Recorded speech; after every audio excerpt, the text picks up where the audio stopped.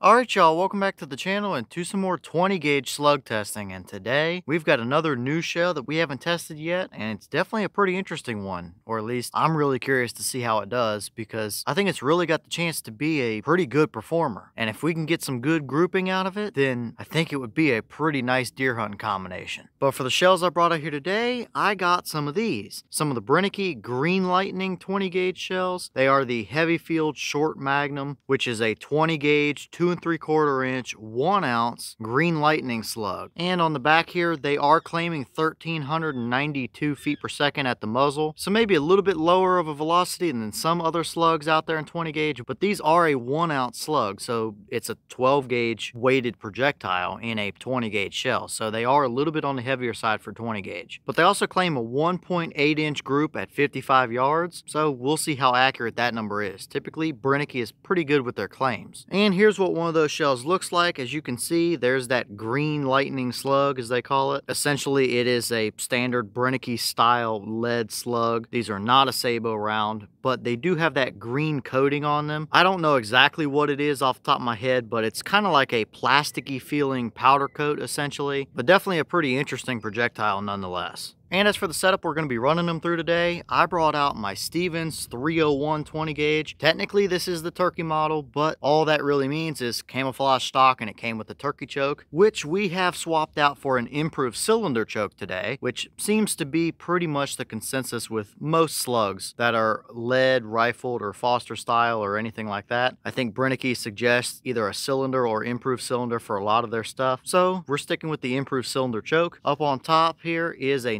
Nikon Inline XR, which is technically a muzzleloader scope, but it's what I had on the shelf, and it will work for our testing purposes, but it's not going to stay on here long term. Either way, we know the setup has the potential to perform pretty good based on what we had seen last week out of just some cheap lead Foster style rifled slugs. So if we can get nice groups out of that combination, then this should perform pretty well with these Green Lightning Brennekes, or at least that's the hope. So as for the test today, everything is going to be the same as we usually do it with these slug tests. I don't have a ton of these rounds, so I'm going to have to take a 3-shot group at 50 yards and another 3-shot group at 100 yards. It's not the perfect or necessarily the most ideal test, but it will at least tell us if these are decent or completely junk. And of course, I do have the chronograph as well, so we can get our velocities from all the rounds. So enough talking, let's get you guys set up with a view of this target. We'll start at 50 yards, then we'll move out to 100, and then we'll bring everything back here and go over things and see what we're actually looking at. So let's head over here and start shooting some groups and see how these Brenneke Green Lightning 20 gauge shells can do.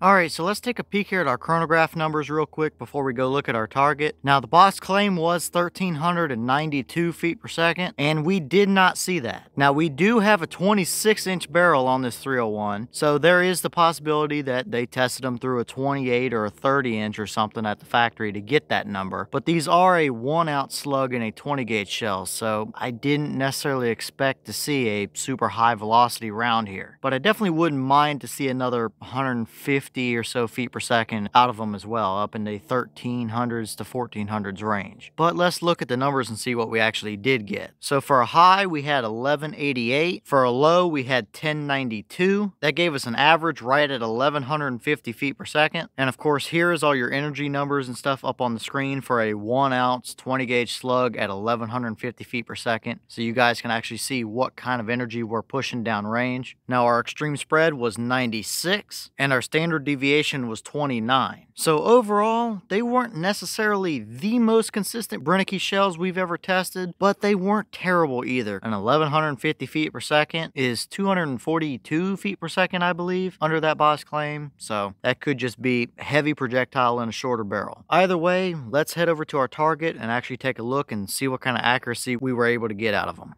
Alright, so let's take a look at our targets here and see what kind of groups we were actually able to get out of them. We'll start with that target on the left, which was our 50-yard group. Now, right off the bat, before somebody asks the question, yes, these slugs were flying straight. They were flying stable. But this mess of holes right here makes it look like they were flying sideways and keyhole. But there's just some other damage from previous tests to the actual poster board here. So the targets kind of ripped a little funny, but they were flying straight. So let's measure that 3 shots and see what it gave us. Alright, so that 50-yard group gave us 3.32 inches. Now what's interesting here is we had 2 of them that were very close to touching over here, and 1 flyer up there at the top. So I felt good about all of these trigger pulls. So was that flyer me? Was it just a characteristic of these shells having a few flyers here and there? I don't know. But 3 inches at 50 yards, I mean, it's plenty usable enough, but it's not fantastic. So let's move over to our 100-yard target and see what that one gave us over on the right. Now that one is also interesting. Our first shot was one of these. Our second shot hit way over here off to the left. And then our third shot hit back up here again. So I decided to take a 4th shot and see what would happen. And sure enough, we got a nice group of them up there. But that flyer over there is kind of interesting because we had 1 flyer up there in the 50-yard group as well. Now, like I just mentioned, I felt good about all of my trigger pulls today. So was that me? I guess there's a slight possibility that it was, but there's also a possibility that these shells might just have a couple flyers in them every now and again. I don't know, but I will measure the group including the flyer and not including the flyer so I can give you guys both numbers and you guys can choose which one you want to actually use. Alright, so the group including that flyer up to this farthest right point here is 6.59 inches. My calipers don't quite go up to that number, so I had to kind of measure it in 2 stints here, but 6.59, definitely not great. But those 3 shots gave us 2.14 inches. So definitely a lot better if we only look at this group. So what does that flyer have to say about these? I don't really know. I felt good about all the shots, but I guess it could have been me at the end of the day, even though I don't think it is. So definitely a pretty interesting result here. These definitely seem to have the potential to be some pretty nice performance slugs. But seeing those 2 flyers in both of those groups definitely brings up an interesting point as to how consistent these might actually be as well. So definitely some pretty interesting accuracy results for today, that's for sure. And here's something that I did not expect to find. When I went to put that 100-yard target down range, this slug was laying right at the 100-yard mark. And it's clearly a 20-gauge green lightning slug that we shot today. I don't know how I managed to get lucky enough for it to skip across the ground from that 50-yard target and land perfectly on top of the grass at 100 yards, but here it is. So definitely pretty interesting to see. I will weigh this slug and see what it weighs after the fact here, but definitely very interesting and very lucky. I did not expect to find that at all, and I probably won't ever find another one in this type of situation again, that's for sure. Alright, so I did go back and weigh that slug after the fact, and it came out right at 404.2 grains, which is a little bit under 1 ounce. I believe 1 ounce is 437 and a half or so. So definitely a little bit lighter weight, which probably means that Brenneke was counting the little green plastic base piece that is pressed into the back of these slugs in the total weight in general, and I did not find any of those pieces on the range. But either way, definitely still a little bit on the heavier side for a 20-gauge slug, that's for sure.